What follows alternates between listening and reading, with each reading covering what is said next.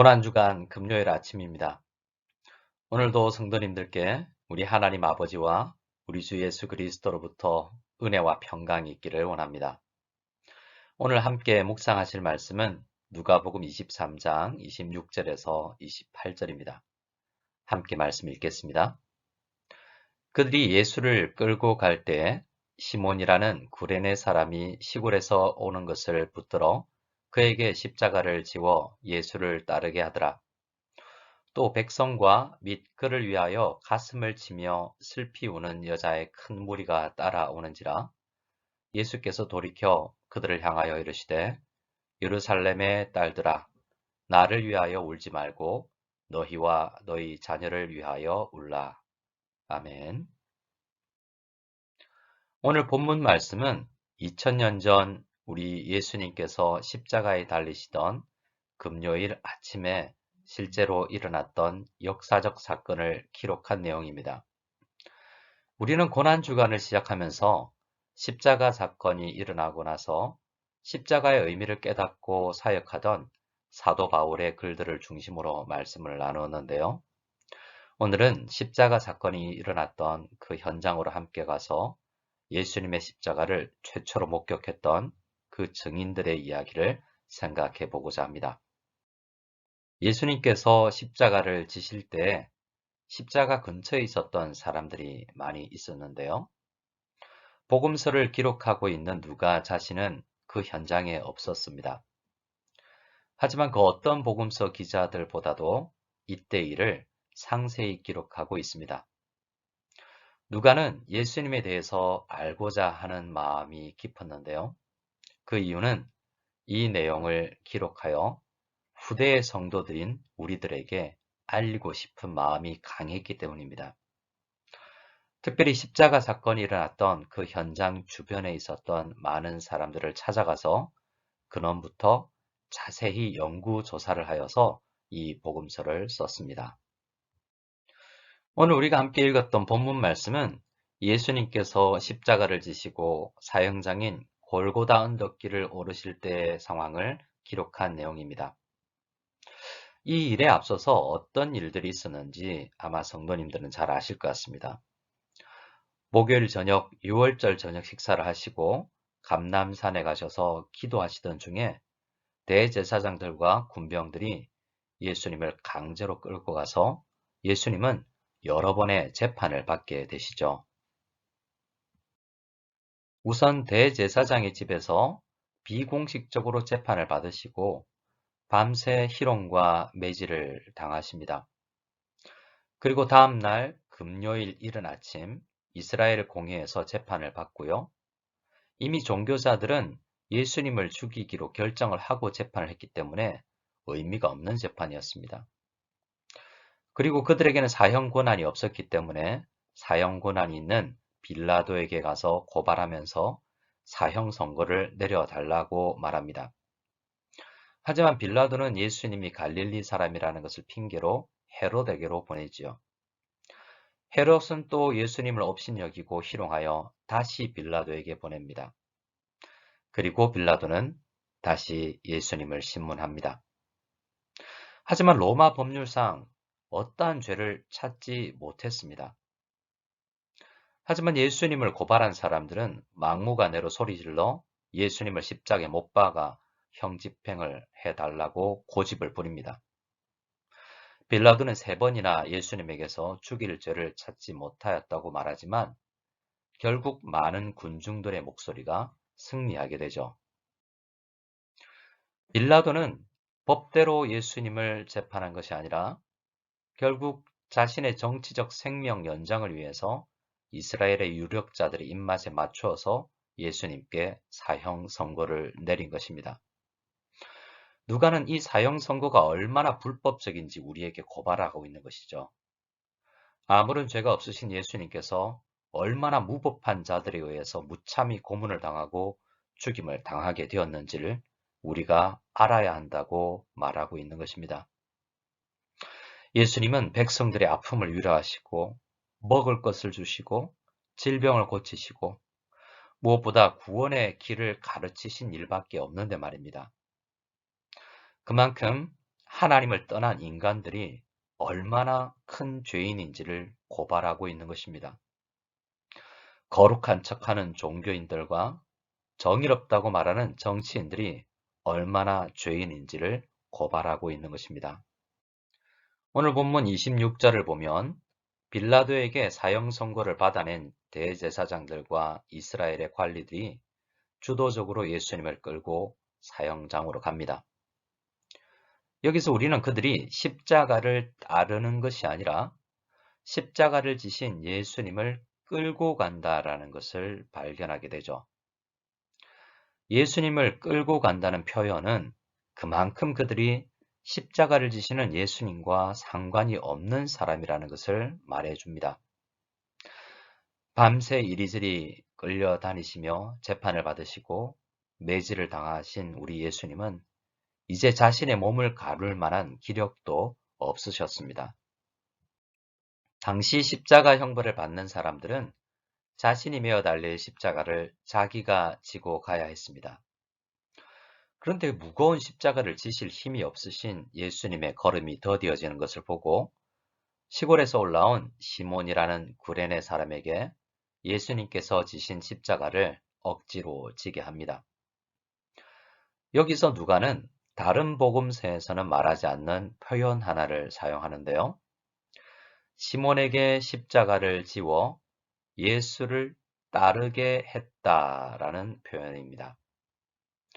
누가는 예수님을 끌고 간다는 말과 예수를 따른다라는 표현을 강하게 대비하고 있는 것입니다. 예수님을 따른다라는 것은 누가에게 아주 중요한 말이었습니다. 이와 관련해서 누가는 이미 2번이나 예수님의 말씀을 기록했습니다. 예수님의 십자가 은혜로 구원받은 사람들은 성도로서 또 예수님의 제자로서 예수님을 따라가야 하는데요. 자기를 부인하고 날마다 제 십자가를 지고 예수님을 따르는 것은 필수적인 성도의 덕목이라는 것입니다. 십자가 앞에서는 자기를 내세워서는 안 되고요. 구원자이신 예수님을 따라가는 것이지 대제사장들과 관리들처럼 예수님을 끌고 다니는 식의 신앙생활은 전혀 성경적이지 않은 신앙이라는 것입니다. 그러나 우리는 자주 우리의 욕심을 이루는 일에 예수님이 도와주시기를 바라게 되지 않습니까? 그때마다 십자가를 생각하며 우리 자신을 부인하고 나는 예수님 십자가가 아니면 하루도 살 수 없는 존재라는 것을 인정하고 십자가 정신을 따르는 성도들이 되어야 되겠습니다. 억지로 십자가를 지고 예수님을 따랐던 시몬의 집안은 초대교회 안에서 유명한 가문이 되었다는 것을 우리는 기억할 필요가 있습니다. 사도 바울은 로마서를 기록하면서 16장에서 시몬의 아들 중 한 사람인 루포를 언급하는데요. 그 루포가 자신처럼 하나님의 사역의 길을 걷는 사람이라고 말하고 또 그의 어머니에게도 문안을 하면서 루포의 어머니는 곧 나의 어머니, 바울 자신의 어머니와 같다라고 말합니다. 그만큼 억지로 십자가를 진 시몬과 그의 자녀, 그의 온 가정이 사역자들을 돕고 복음사역에 앞장을 섰다는 것입니다.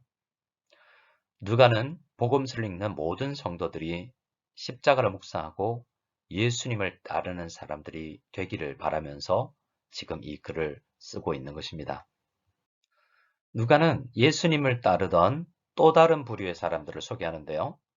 27절에 또 백성과 및 그를 위하여 가슴을 치며 슬피 우는 여자의 큰 무리가 따라오는지라 라고 말하고 있습니다. 백성들과 예수님을 위하여 가슴을 치며 슬피 울며 예수님을 따르는 사람들이 있었다는 것입니다.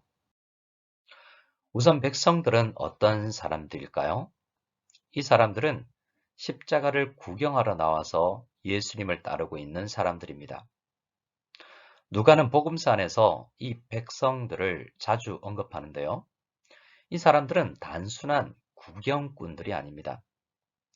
한때는 예수님께서 나누어 주시는 떡과 생선을 먹고 배불렀던 사람들이고요. 아플 때 예수님의 도우심으로 병이 나았던 사람들이며 또 예루살렘에 예수님께서 입성하실 때 호산나를 외치며 예수님을 환영했던 사람들입니다. 그런데 지금은 그들이 십자가의 구경꾼으로 예수를 따르는 사람들로 전락하고 있다라는 것입니다. 대제사장들과 관리들은 십자가와 상관이 없는 사람이라고 할 수 있겠죠. 그러나 적어도 백성들은 십자가를 지시는 예수님을 그냥 구경만 하고 있어서는 안 되는 사람들이었습니다. 우리는 이 백성들을 교회를 다니는 성도들이라고 생각해 볼 필요가 있습니다. 한때 예수님의 은혜를 맛보았지만 십자가 앞에서 이제는 무감각하고 십자가와 멀찍이 떨어져서 구경만 하는 성도들 말입니다. 고난주간을 보내는 저와 우리 성도님들은 십자가의 구경꾼으로 살아가지 않도록 간절히 원합니다. 자, 그러면 가슴을 치며 슬피 울며 예수님을 따르는 여자들은 누구일까요? 사실 누가는 이 여인들이 얼마나 귀한 성도인지 복음서 안에서 무척 강조를 합니다. 사실 예수님을 위해서 울어도 현실은 달라지는 것이 없지 않겠습니까? 여자들이 울어도 사형 선고가 취소되는 것도 아니고 심한 매질로 고통스러우신 예수님의 아픔이 없어지지도 않을 것입니다. 하지만 예수님을 위하는 이 여인들의 마음은 참으로 고귀합니다. 가슴을 치며 십자가 앞에서 아무것도 할 수 없는 자신의 한계를 안타까워하며 예수님에 대한 사랑을 나타내고 있는 이 여인들을 우리는 깊이 생각해 볼 필요가 있습니다. 당시 법으로는 십자가를 지는 사형수를 위해서 우는 것이 금지되어 있었습니다. 하지만 여인들은 그러한 법에 아랑곳하지 않고 예수님을 향한 사랑을 지금 고백하고 있는 것입니다. 물론 여인들이 우는 것은 앞으로 예수님께서 부활하실 것이라는 것을 알지 못했기 때문이기도 하죠. 하지만 여전히 여인들의 이 가슴을 치는 울음은 참으로 귀합니다. 여인들은 그동안 예수님의 말씀으로 은혜를 입었고 하루하루를 은혜로 살아왔기 때문에 지금 이 십자가 앞에서도 예수님을 향한 사랑을 거둘 수 없었던 것입니다. 고난주간 아침, 성금요일 이 아침에 우리는 이 여인들의 마음을 회복할 수 있기를 원합니다. 누가가 이후에 이 여인들을 어떻게 소개하는지도 살펴보겠습니다. 사내들인 공회 의원으로서 숨어있던 예수님의 제자였던 의로운 요셉이 빌라도에게 가서 예수님의 시체를 달라고 당돌하게 요청을 합니다. 그리고 장사를 지낼 때 그와 함께한 여인들이 예수님의 무덤을 확인하는 장면을 우리에게 누가는 소개를 합니다. 그리고 24장을 보면 안식일 다음 날 아침, 주일 아침에 여인들이 무덤에 가서 예수님이 부활하셨다라는 기쁜 소식을 듣게 됩니다. 예수님을 위해 가슴을 치며 그 십자가를 따르며 십자가 현장을 떠나지 않았던 여인들이 부활의 기쁨을 가장 먼저 경험하게 되는 축복을 누리게 된 것이죠. 이번 주일은 부활주일입니다.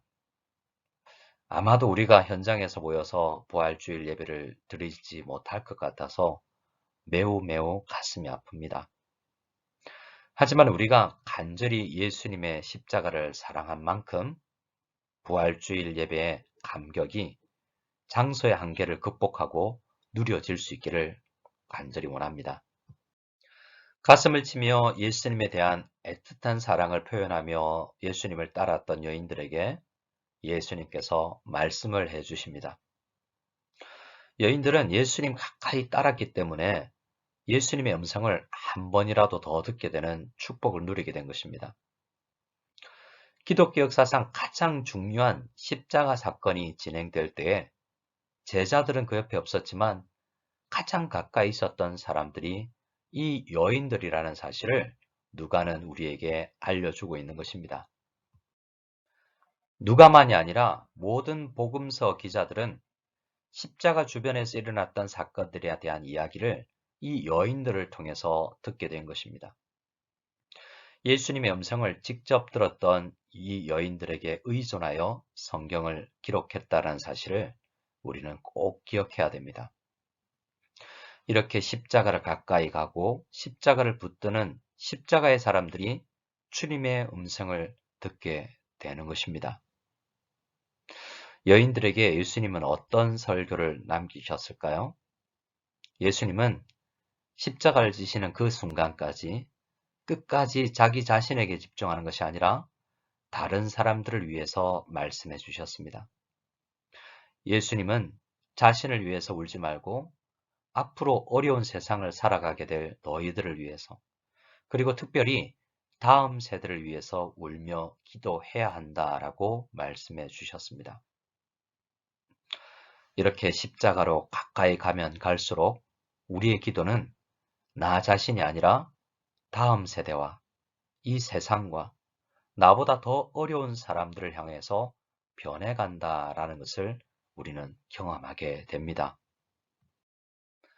월요일부터 오늘까지 이 고난주간 십자가의 은혜를 묵상해온 성도님들, 오늘은 우리가 이 십자가를 생각하며 이 여인들에게 주신 말씀을 생각하며 내가 아닌 우리 공동체의 다음 세대, 그리고 우리보다 더 어려운 사람들을 기억하며 기도하기를 원합니다. 그리고 그들도 십자가의 은혜로 자기 십자가를 지고 예수님을 따르는 참된 예수님의 제자들이 될 수 있기를 간절히 기도했으면 좋겠습니다.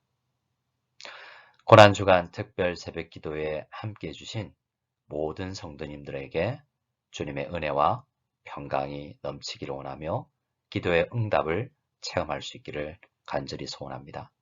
그리고 부활의 은혜를 누구보다도 더 깊이 만끽할 수 있기를 간절히 원합니다.